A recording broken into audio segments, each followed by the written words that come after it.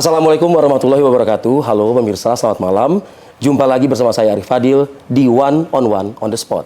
Pemirsa, bicara nama Menteri Hukum Supratman Andi Aktas saat ini tengah ramai diperbincangkan oleh publik. Betapa tidak, rencana amnesti 44.000 dan juga nama Harun Masiku yang kembali mencuat. Bahkan beberapa hari kemarin, politikus PDI Perjuangan yang juga mantan Menteri Hukum dan HAM juga mendatangi KPK.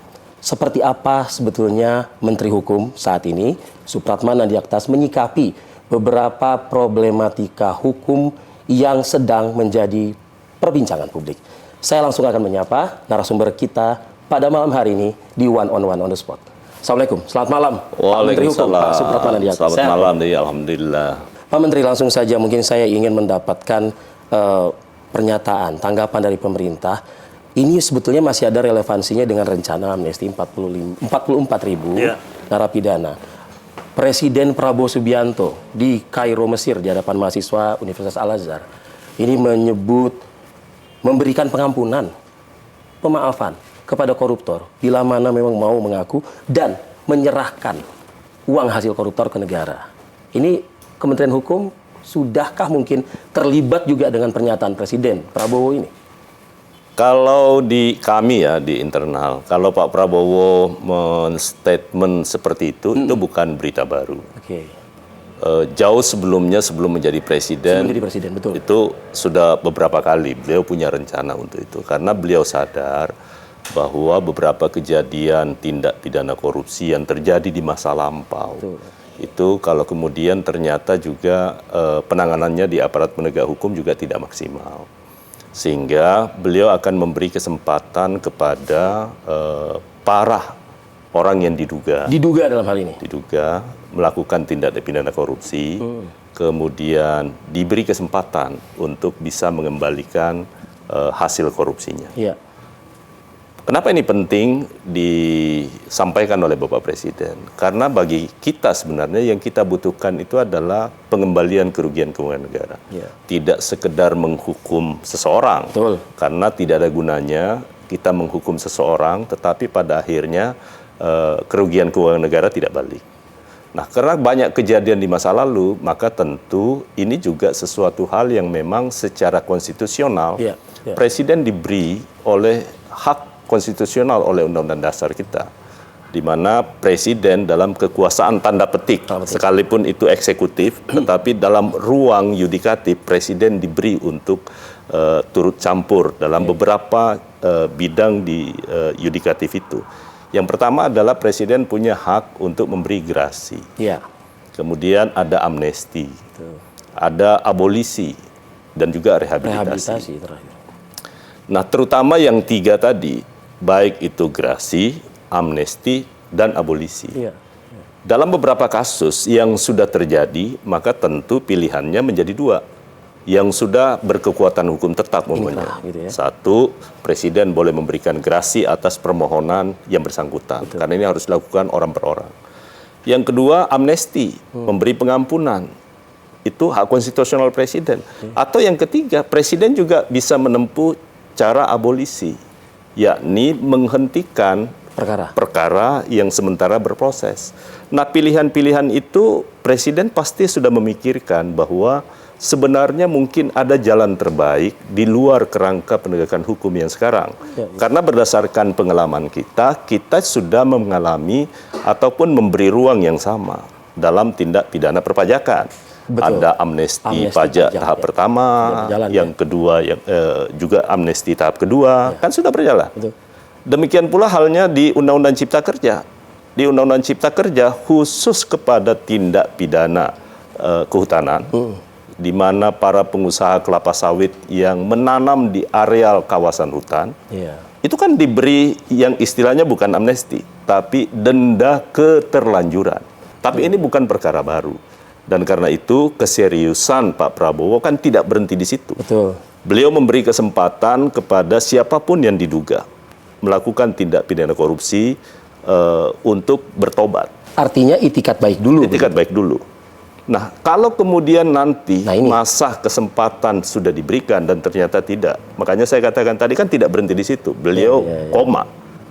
Kalau kemudian sudah diberi kesempatan, ruang untuk melakukan pertobatan, ya tobat nasuha, nah Presiden akan keras dalam tindakan tegas juga untuk menindak itu begitu.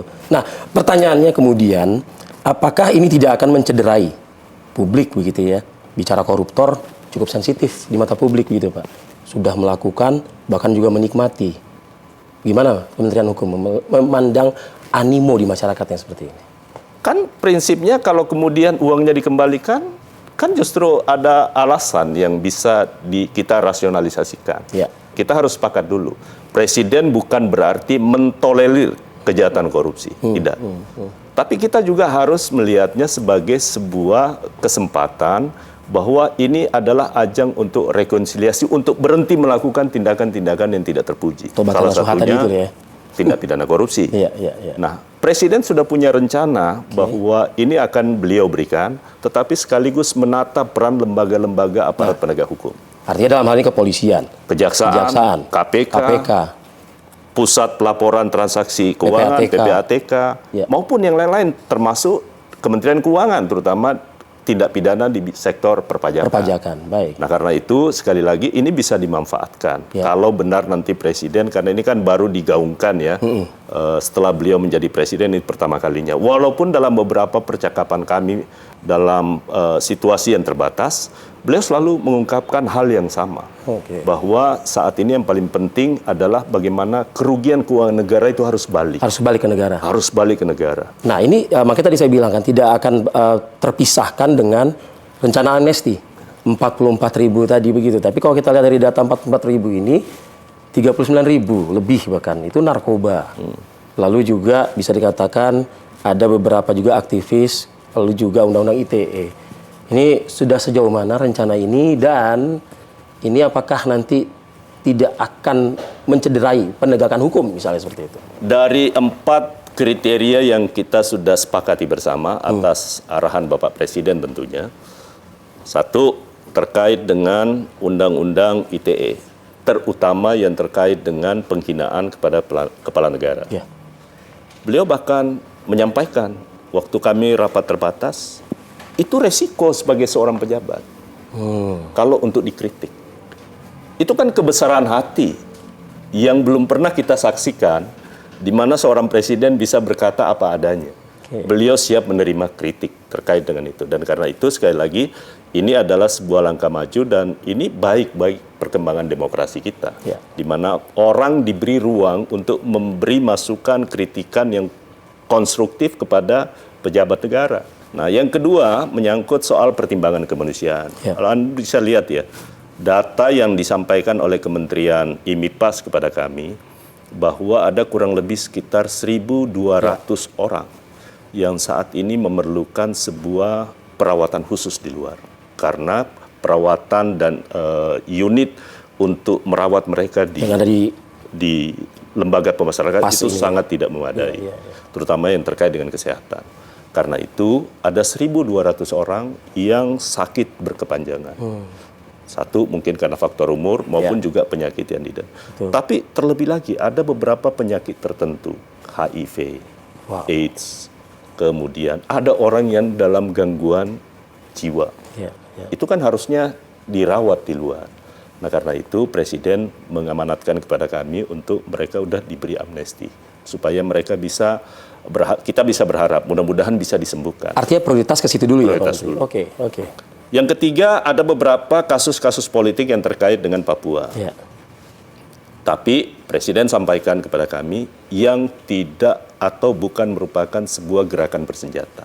Karena dulu banyak teman-teman aktivis di Papua ya mungkin mengekspresikan tentang sikapnya seperti apa tentang Papua. Bicara ideologi. Bicara ideologi, bicara soal bendera ataupun identitas-identitas tentang Papua dianggap sebagai sebuah tindakan yang makar. Nah, Presiden menganggap ini tidak perlu kita persoalkan, kita beri amnesti supaya ada ruang dialog. Bagaimana kemudian pemerintah pusat Jakarta memberi sinyal kepada teman-teman di Papua, ayo kita berdialog. Kan sebenarnya pesannya di situ. Di samping juga memang bahwa pemerintah menyadari bahwa mungkin ada kekurangan yang harus kita support kepada teman-teman di Papua. Baik menyangkut soal aspek keadilan, pembangunan, pemerataan, dan lain-lain sebagainya. Nah, karena itu pesan yang paling inti dari Bapak Presiden. Nah, yang terakhir menyangkut soal yang paling besar, itu 39.000 kurang lebih. Narkoba loh ini, Pak. Narkoba. Pertanyaannya, apakah memang yang 39.000 ini memang sesungguhnya dari sisi hukum dia harus dihukum dengan pidana penjara? Seperti itu. Atau seharusnya ada karena rehab. dia golongan tertentu dalam tindak pidana narkoba itu seharusnya dia tidak di situ, berada di situ. Itu dia. Nah, karena itu kita pastikan bahwa mereka yang digolongkan sebagai pengguna, kemudian barang buktinya itu dibawa 1 gram ke bawah, kan sudah pasti itu adalah pengguna. Mereka ini terminologinya bukan pelaku tetapi korban. Yang harusnya mendapatkan rehabilitasi. Hanya mungkin salah tempat itu. Salah tempat. Nah, itu yang dikoreksi oleh Presiden. Nah, karena itu saya rasa rasional. Baik. Tapi pertanyaan berikut pasti akan berlanjut. Bagaimana cara kemudian kita memastikan sebelum pemberian amnesti bahwa itu berjalan betul-betul keempat kriteria itu terpenuhi. Tidak ada upaya untuk melakukan titip-titip orang yang seharusnya menjadi pelaku, kan? Nah, karena itu kami buka. Kami lagi menunggu dari Kementerian IMIPAS supaya nanti daftar 44.000 itu setelah diserahkan kepada Kementerian Hukum, kami akan serahkan kepada publik untuk teliti, pelototi satu-satu. Artinya pelibatan publik juga ada di sini. Baik. Baik. Pak Menteri, kita akan ulas lebih dalam lagi, Pak. Tapi kita harus jeda dulu sejenak. One on the spot akan kembali ke depan Anda. Tetaplah bersama kami.